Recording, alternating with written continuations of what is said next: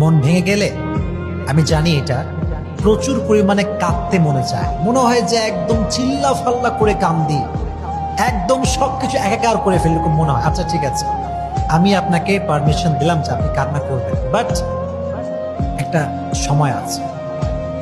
সময়টা কখন? যখন সবাই ঘুমিয়ে যাবে, যখন ফজরের নামাজের সময়ের কাছাকাছি সময়, অর্থাৎ তাহাজ্জুদের সময় উঠে যাবেন।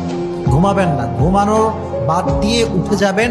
তাহাজ্জুদের জায়নামাজে যত কাঁদতে মনে চায়, এই কান্নাটাকে আপনি একটা ওসিলা বানান গুনাহ মাফ করাবার জন্য। ফর এক্সাম্পল, আপনার মনটা ভেঙে গেছে, খালি কাঁদতে মনে চায় আপনার, আপনি তাহাজ্জুদে ওঠেন, জায়নামাজ বিছান, রবের দরবারে সিজদা দেন, মন ভরে কান্দেন আর তওবা করেন। আপনার মন কি ঠিক করে দিবে কে? আপনার মনটা জোর লেগে যাবে ইনশাআল্লাহ। এটা খুব জরুরি একটি বিষয়। তাহাজ্জুদ আপনার মনকে শান্ত করে দেবে ভাই। এটা এক অসাধারণ জিনিস। এটা যে পড়ে সে বোঝে, এটা যে মানে সে এটা বোঝে। এজন্য যদি কাঁদতে মনে চায়, তাহাজ্জুদে জায়নামাজে কাঁদবেন, পারা যাবে ইনশাআল্লাহ।